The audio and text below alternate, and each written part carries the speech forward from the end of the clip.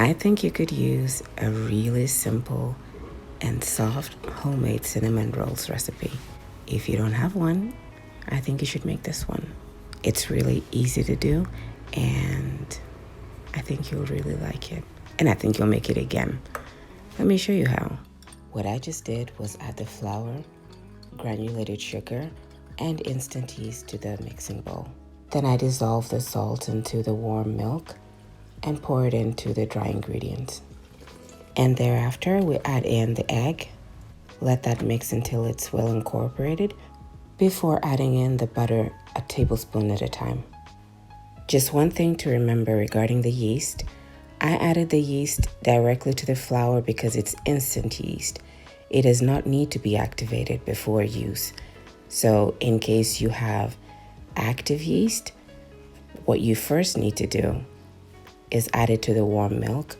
Let it stand for about 5 minutes or until it's frothy like beer. That's when you know that it's ready to use. Then you add it to the dry ingredients. The dough takes roughly 10 to 15 minutes to knead, depending on if you're doing it by hand or you're using a stand mixer. You'll know that the dough is ready to use when it is slightly shiny, it looks smooth, and it's not as sticky to the bowl, so it is quite stretchy and seems to separate from the bowl quite often as compared to when you started and it was so sticky and not as elastic. But we need to test the dough to see if it is indeed ready, if it's elastic enough. To do this, you need to do the window pane test. Oh, I hate that word. I always get it wrong. I say window pane. You know what I mean. Do the window pane test. To do this, you need to use a scraper to scoop up a bit of the dough and then stretch the dough as far as you can. What you're trying to see is how far it will stretch without tearing up. And if you can stretch it so far that it creates what looks like a thin membrane, so thin that you can almost see your fingers through it. And that's when you know that your dough has passed the window pane test.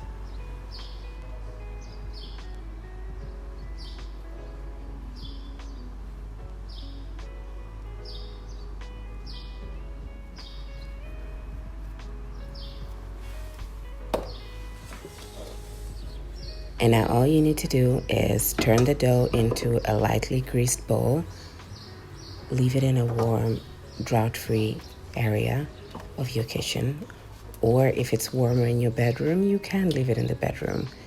Just cover it with cling film and then with a kitchen cloth and let it rise until it's doubled in size. A good sign that your yeast is already doing its job is when you're rolling the dough into a ball and you can already notice the little air pockets, the top of the dough, as you can see on my dough here. Then you know that it's working.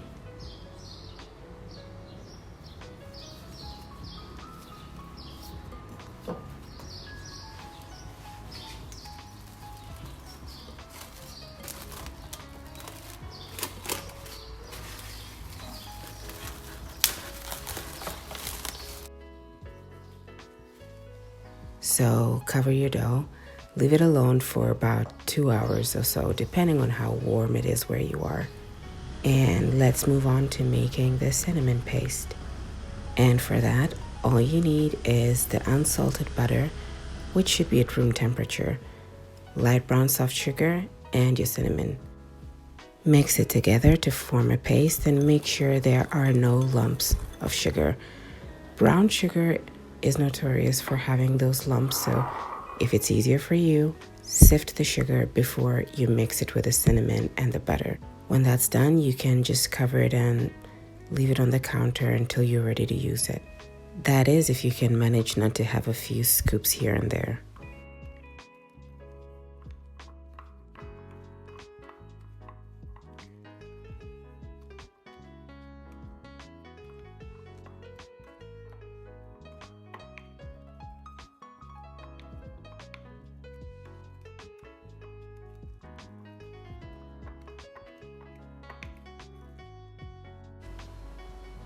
Once the dough is ready, punch it to disseminate the air bubbles. Then tip the dough onto a lightly floured surface and knead for a few seconds. Roll it out into a 19 by 21 inch rectangle. Then use a spatula or an offset spatula to evenly spread the cinnamon paste across the dough.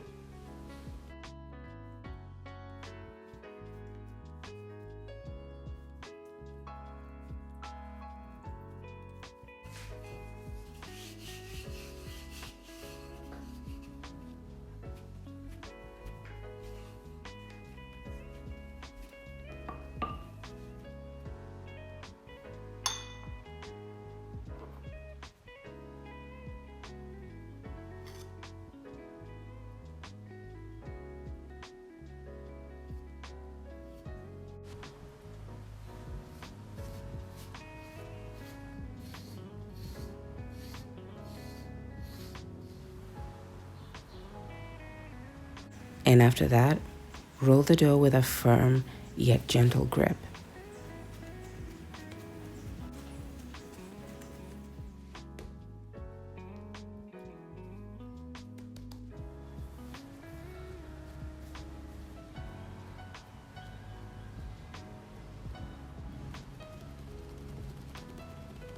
Use a sharp knife to cut the log into about 2 centimeter wide rolls.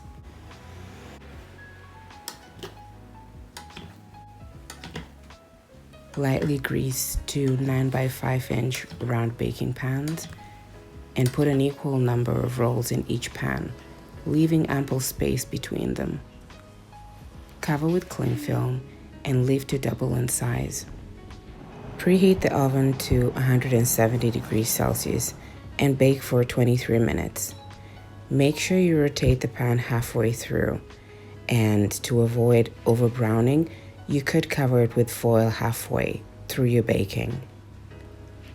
I bake the rolls one tin at a time, and while the rolls bake, prepare the icing at least 5 minutes before taking them out. Preparing the vanilla icing is quite simple. All you need to do is add the vanilla bean paste, the vanilla extract, and some milk, a tablespoon at a time. It's best to do so gradually so that you can be able to get the consistency that you prefer. And once your cinnamon rolls are done, take them out of the oven and immediately pour the icing over them. Let the icing set on the cinnamon rolls before you serve. I'm sorry, my voice is overly groggy today, recovering from yet another issue with my throat, so thank you so much for stopping by.